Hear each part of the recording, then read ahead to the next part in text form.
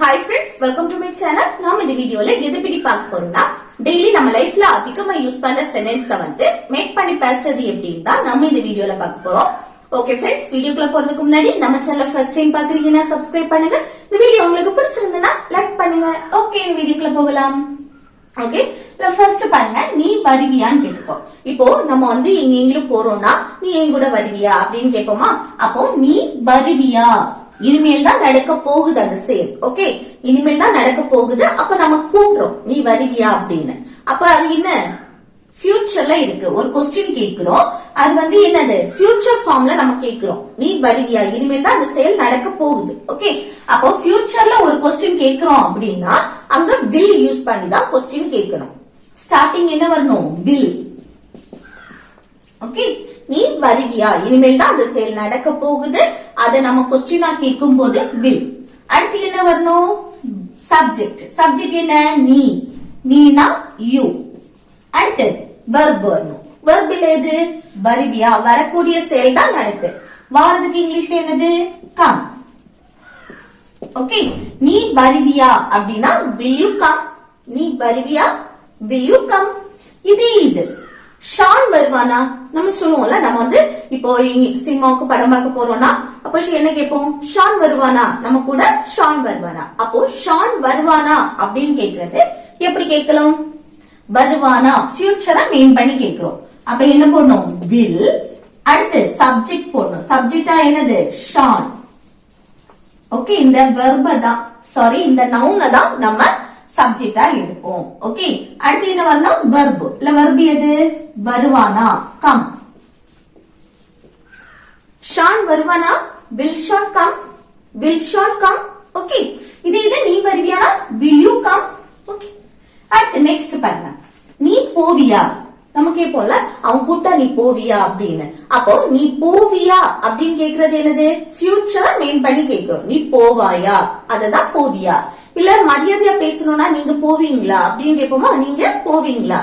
அப்போ போவீங்களா, இனிமேல் தான் அந்த செயல் நடக்க போகுது. ஓகே, அப்ப என்ன, ஃபியூச்சர். ஃபியூச்சரை மெயின் பண்ணி கேட்கும் போது வில். வில். அடுத்து என்ன வரணும், சப்ஜெக்ட் யூ. அடுத்து என்ன, போவீங்களா இல்ல போவியா அப்படின்னு கேக்குறதுக்கு போறதுக்கு இங்கிலீஷ்ல கோ. அத அப்படியே எழுதணும். Okay, will you go. நீ போவியா, will you go. இது மரியாதை கொடுத்து நீங்க பேசணும்னாலும் சரி, நீங்க போவீங்களா அப்படின்னு கேட்கணும்னாலும் will you go.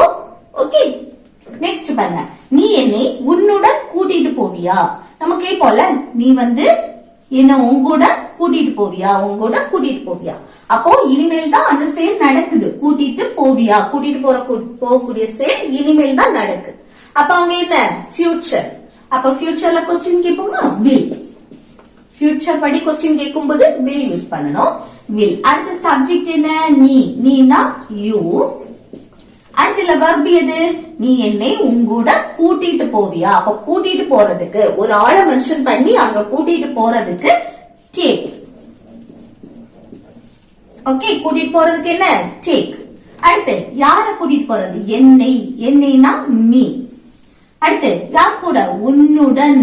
அந்த உங்கூட, அந்த உன்னுடன் அப்படின்னு சொல்லுவோம்ல, உடன், அதுக்கு வித். வித். அடுத்து உன்னை மென்ஷன் பண்ணும்போது யூ. அப்ப நீ என்ன வந்து உங்கூட கூட்டிட்டு போவியா அப்படின்னு கேக்குறதுக்கு எப்படி கேட்கலாம், will you take me with you. will you take me with you. Okay, next பாருங்க, நீ அவங்கிட்ட இத பத்தி கேப்பியா. நம்ம கேட்போம்ல, நீ இத பத்தி அவங்கிட்ட கேப்பியா அப்படின்னு கேட்போமா. அப்போ நீ இத பத்தி அவங்கிட்ட கேப்பியான்னு கேக்குறது எப்படி கேட்கலாம், இனிமேல் தான் அந்த செயல் நடக்க போகுது, கேப்பியா. ஓகே, அப்போ கேட்கக்கூடிய செயல் இனிமேல் தான் நடக்குது. அப்ப நம்ம என்ன, will யூஸ் பண்ணணும், ஃபியூச்சர். Okay, will. அடுத்து என்ன, சப்ஜெக்ட் நீ, நீனா யூ. அடுத்து இங்க வெர்ப் எது, அவங்க கிட்ட இத பத்தி கேப்பியா, கேக்குறதுக்கு இங்கிலீஷ்ல என்னது, ஆஸ்க். ஓகே, யார்கிட்ட கேப்பியா, அவங்க கிட்ட. அவங்க கிட்டன்னு சொல்லும் போது him. ஓகே, அடுத்து இதை பற்றி. அந்த இதை பற்றிக்கு, பற்றிக்கு என்னது, about. இதைன்னு சொல்லும் போது this. ஓகே, இதை பத்தினா about this. அப்போ நீ அவங்கிட்ட இத பத்தி கேப்பியா அப்படின்னு சொல்றதுக்கு எப்படி சொல்லலாம்? will you ask him about this? will you ask him about this? okay. அடுத்து நெக்ஸ்ட் பாருங்க, நீ என்னை மன்னிப்பியா அப்படின்னு கேக்குறோம். நீ என்ன மன்னிப்பியா அப்படின்னு. அப்போ மன்னிப்பியா மன்னிப்பாயா அப்படின்னா ஃபியூச்சரை மெயின் பண்ணி கேக்குறோம். நீ என்ன மன்னிப்பியா, மன்னிக்கக்கூடிய செயல் இனிமேல் தான் நடக்குது. அப்ப பாருங்க, ஃபியூச்சரை மெயின் பண்ணி கேக்குறதுனால நம்ம என்ன யூஸ் பண்ணுவோம்? will. அதுக்கு அடுத்து என்ன? Subject you. அடுத்து என்ன? verb. மன்னிக்கிறதுக்கு இங்கிலீஷ்ல என்னது? forgive. அடுத்து யார மன்னிப்பியா? என்னை. என்னைனா me. அப்போ நீ என்னை மன்னிப்பியா அப்படின்னு கேட்கும் போது will you forgive me? will you forgive me? Okay. Next பாருங்க, நீ நாளைக்கு ஃப்ரீயா இருப்பியா அப்படின்னு கேக்குற. நீ நாளைக்கு ஃப்ரீயா இருப்பியா அப்படின்னு. அப்ப பாருங்க, நாளைக்கு இனிமேல் தான் நடக்க போகுது. ஓகே. அடுத்து இன்னொன்னு பாருங்க, ஃப்ரீயா இருப்பியா. இது வந்து தன்னுடைய நிலையை சொல்றது. தான் வந்து எப்படி இருப்ப அப்படின்னு. ஃப்ரீயா இருப்பியா இல்ல பிஸியா இருப்பியா, இப்படி ஏதாவது ஒரு வேலையில இருப்பியா அப்படின்னு தன்னுடைய நிலையை சொல்லும் போது அங்க வந்து மெயின் வெர்பு வராது. அங்க நம்ம பி வெர்ப் யூஸ் பண்ணி தான் கொஸ்டின் கேட்கணும் தானே. அப்போ பி வெர்ப்ல பாருங்க, பி வெர்ப் என்னலாம்? am, is, are, was, were, will be. Okay. இதுல am, is, are இந்த மூணுமே எப்போ பிரசன்ட்க்கு யூஸ் பண்ணுவோம். was, were வந்து பாஸ்ட்க்கு யூஸ் பண்ணுவோம். will be வந்து ஃபியூச்சருக்கு யூஸ் பண்ணுவோம். இப்போ ஃபியூச்சர்ல வந்து நம்ம verb யூஸ் பண்ணாத இடத்துக்கு தன்னுடைய நிலையை சொல்லக்கூடிய இடத்துல நம்ம will be யூஸ் பண்ணி क्वेश्चन கேட்போம். ஓகே. இப்ப பாருங்க, நீ நாளைக்கு ஃப்ரீயா இருப்பியான்னு கேக்குற. இது நான் நாளைக்கு ஃப்ரீயா இருப்பேன் அப்படி சொல்லணும்னா எப்படி சொல்றது? நான் நாளைக்கு ஃப்ரீயா இருப்பேன். பாருங்க, நான் அடுத்து நாளைக்கு ஃப்ரீயா இருப்பேன் அப்படின்னு சொல்றதுக்கு will be, இது தன்னுடைய நிலையை சொல்ற இடத்துல ஃபியூச்சரை மெயின் பண்ணி சொல்றோம். So will be. அடுத்து ஃப்ரீ, அது அப்படியே எழுதணும். என்னைக்கு? டுமாரோ, நாளைக்கு. அப்போ நீ நாளைக்கு, நான் வந்து நாளைக்கு ஃப்ரீயா இருப்பேன் அப்படின்னு சொல்றதுக்கு I will be free tomorrow. I will be free tomorrow. இதையே கொஸ்டினா நீ நாளைக்கு ஃப்ரீயா இருப்பியா அப்படின்னு கொஸ்டின் கேட்கணும்னா எப்படி கேக்குறது? பாருங்க, ஃபர்ஸ்ட் வந்து will, அத அப்படியே எழுதணும். Okay, will. அடுத்து என்ன? சப்ஜெக்ட் வரணும். சப்ஜெக்ட் இங்க என்ன? நீ. நீனா you. அடுத்து என்ன எழுதணும்னா இந்த be. ஓகே. இது வந்து தன்னுடைய நிலையை நம்ம சொல்ற இடத்துல அங்க மெயின் வெர்ப் வராது. அப்ப be verb தான் யூஸ் பண்ணி நம்ம கொஸ்டின் கேட்கணும். ஃபர்ஸ்ட் will போட்டாச்சு. அடுத்து சப்ஜெக்ட், அதுக்கு அப்புறம் be எழுதணும். அடுத்து என்ன? ஃப்ரீ. அடுத்து என்னைக்கு ஃப்ரீயா இருப்பியா? நாளைக்கு, டுமாரோ. ஓகே. இதுல வந்து will be அப்படின்னு சேர்த்து எழுதக்கூடாது. கொஸ்டின் கேக்குற இடத்துல will be ன்னு சேர்த்து எழுதக்கூடாது. will போட்டு அடுத்து சப்ஜெக்ட் போட்டுட்டு அடுத்துதான் be எழுதணும். இது நம்ம சாதாரணமா பேசக்கூடிய இடத்துல ஃபர்ஸ்ட் சப்ஜெக்ட் அடுத்து will be. Okay, will be சேர்ந்து வரும். ஆனா கொஸ்டின் கேக்குற இடத்துல will போடணும், அடுத்து சப்ஜெக்ட் போடணும், அடுத்துதான் be. Okay. will you be free tomorrow? will you be free tomorrow அப்படின்னு கேட்கும்போது நீ நாளைக்கு ஃப்ரீயா இருப்பியா? நான் நாளைக்கு ஃப்ரீயா இருப்பேன். I will be free tomorrow. Okay. Next பாருங்க, நீ 7ஆம் தேதி எங்க போற? நீ 7ஆம் தேதி எங்க போற? 7ஆம் தேதி இனிமேல் தான் நடக்கக்கூடிய செயல். ஓகே. அப்ப ஃபியூச்சரை மெயின் பண்ணி நம்ம கொஸ்டின் கேக்குறோம். நீ 7ஆம் தேதி எங்க போற? அப்ப பாருங்க, எங்கே WH கொஸ்டின் வந்திருக்கா, அத ஃபர்ஸ்ட் எழுதணும். WH கொஸ்டின் வந்தாலே அத ஃபர்ஸ்ட் எழுதணும். where. அடுத்து என்னது? will. அடுத்து சப்ஜெக்ட் நீ. நீனா you. அடுத்து verb என்ன? நீ 7ஆம் தேதி எங்க போற? போகிறாய். போறதுக்கு இங்கிலீஷ்ல go. அடுத்து என்னைக்கு? 7ஆம் தேதி. ஒரு நாளை நம்ம மென்ஷன் பண்றதுக்கு முன்னாடி on யூஸ் பண்ணணும். இப்போ 7ஆம் தேதினா ஒரு நாள் ஃபுல்லாவே நம்ம 7ஆம் தேதின்னு தான் சொல்றோம் தானே.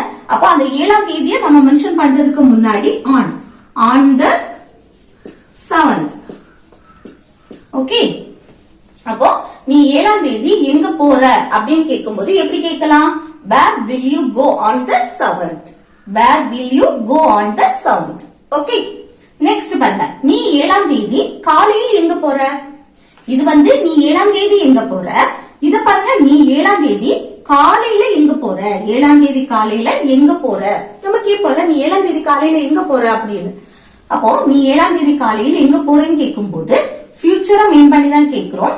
அதுக்கப்புறம் WH கொஸ்டின் வந்திருக்கு, எங்கே, அதை ஃபர்ஸ்ட் எழுதணும். வேர், அடுத்து will, அதுக்கப்புறம் சப்ஜெக்ட் யூ, அடுத்து verb, போறதுக்கு இங்கிலீஷ்ல go, அடுத்ததா என்ன 7ஆம் தேதி காலையில் அப்படின்னு சொல்லும் போது 7ஆம் தேதி காலையில ஒரு நாள் நம்ம மென்ஷன் பண்றதுக்கு முன்னாடி நம்ம என்ன யூஸ் பண்ணணும், ஆன் யூஸ் பண்ணணும். On the morning of the 7th, இப்படிதான் எழுதணும். ஓகே, 7ஆம் தேதி காலையில் அப்படின்னு சொல்லும் போது on the morning of the 7th. Okay, அப்போ நீ 7ஆம் தேதி காலையில் எங்க போற அப்படின்னு கேட்கும்போது where will you go on the morning of the 7th? Okay, where will you go on the morning of the 7th? Okay, next பாருங்க, நீ நாளை காலையில் எத்தனை மணிக்கு எழுந்திருப்ப, நம்ம கேட்போம்ல நீ நாளை காலையில வந்து எத்தனை மணிக்கு எழுந்திருப்ப அப்படின்னு. அது எப்படி கேட்கலாம் பாருங்க, நாளை காலையில் ஃபியூச்சரா மெயின் பண்ணி கேட்கிறோம். பாருங்க என்ன, நாளை காலையில் எத்தனை மணிக்கு, இன்னொன்னு பாருங்க எத்தனை மணிக்கு. அப்ப எத்தனை மணிக்குன்னா WH கொஸ்டின் வந்துருக்கு தானே. அப்போ வாட் டைம், அது சேர்த்து எழுதணும். ஓகே, வாட் டைம், எத்தனை மணிக்கு. ஓகே, அடுத்ததா என்னது, வில் போடணும். ஃபியூச்சரை மீன் பண்றது வில். அடுத்ததா சப்ஜெக்ட் நீ, நீனா யூ. அடுத்து வெர்ப், வெர்ப் என்ன, நீ நாளை காலையில் எத்தனை மணிக்கு எழுந்திருப்பாய். எழுந்திருக்கிறதுக்கு இங்கிலீஷ்ல கெட் அப் இல்லனா wake up. Okay, get up எழுதினாலும் ஒண்ணும் இல்ல வேக் அப் எழுதினாலும் ஒண்ணும் இல்ல. ஓகே, அடுத்து எப்போ, நாளை காலையில் என்ன, tomorrow morning, tomorrow morning. Okay, அப்போ நீ நாளை காலையில வந்து எத்தனை மணிக்கு எழுந்திருப்பாய் அப்படின்னு கேட்கும்போது what time will you get up tomorrow morning? What time will you get up tomorrow morning? Okay, next பாருங்க, நீ ஞாயிற்றுக்கிழமை ஷாப்பிங் போவியா, நமக்கே போல நீ ஞாயிற்றுக்கிழமை ஷாப்பிங் போவியா அப்படின்னு.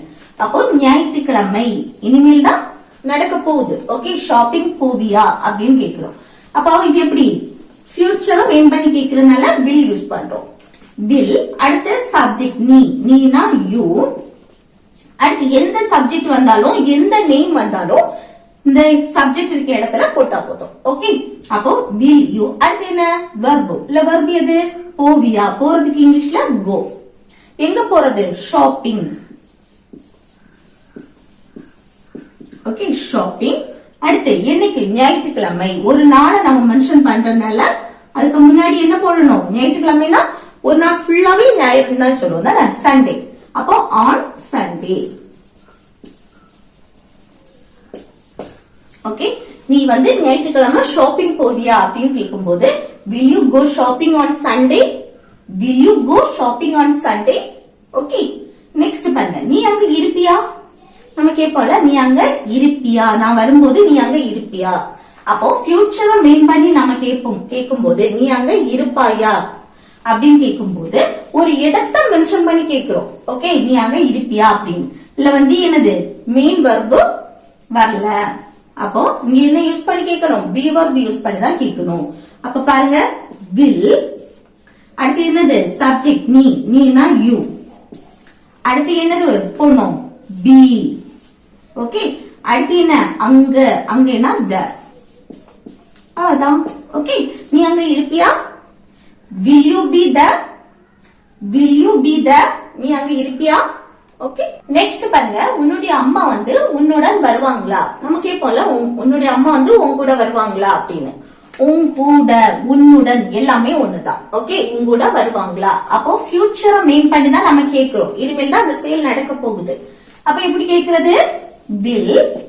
அடுத்து இங்க பாருங்க, உன்னுடைய அம்மா, இங்க வந்து என்னது, சப்ஜெக்டா என்ன, இந்த நவுன், உன்னுடைய அம்மா. அப்போ யுவர் மாம் இல்ல மதர். ஓகே, யுவர் மாம். அடுத்து சப்ஜெக்டா என்ன எடுத்திருக்கோம், யுவர் மாம். ஓகே, அடுத்து என்ன, வெர்ப், வருவாங்களா, வாரதுக்கு இங்கிலீஷ்ல come.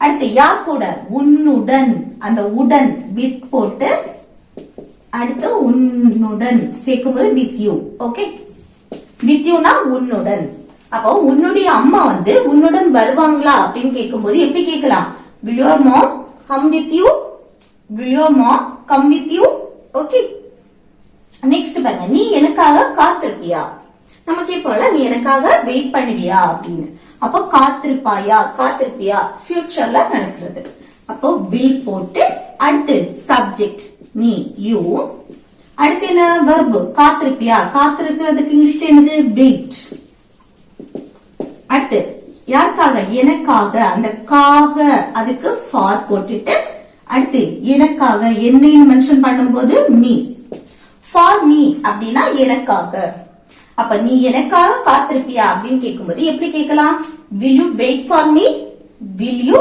wait for me next பாருங்க நீ அவளிடம் சொல்வாயா நீ அவகிட்ட சொல்வியா அப்படின்னு கேக்குறோம் ஓகே இனிமேல் தான் சொல்லக்கூடிய செயல் நடக்கு சொல்வியா அப்படின்னு அப்ப இது என்ன ஃபியூச்சரை மீன் பண்ணி கேக்குறோம் அப்ப எப்படி will அடுத்து சப்ஜெக்ட் you சொல்றதுக்கு இங்கிலீஷ்ல tell அடுத்து யார்கிட்ட அவளிடம்னா her ஓகே நீ அவளிடம் சொல்வாயா will you tell her next பாருங்க நீ நாளை காலேஜுக்கு போவியா நீ வந்து நாளைக்கு காலேஜுக்கு போவியா அப்படின்னு கேட்போமா அப்ப நீ நாளை காலேஜுக்கு நாளை இனிமேல் தான் நடக்க போகுது அப்ப இது எப்படி சொல்லலாம்னு கமெண்ட் பாக்ஸ்ல கமெண்ட் பண்ணுங்க ஓகே ஃப்ரெண்ட்ஸ் இந்த வீடியோ உங்களுக்கு யூஸ்ஃபுல்லா இருக்கும்னு நினைக்கிறேன் யூஸ்ஃபுல்லா இருந்துச்சுன்னா இந்த வீடியோக்கு லைக் பண்ணுங்க உங்க ஃப்ரெண்ட்ஸுக்கு ஷேர் பண்ணுங்க ஓகே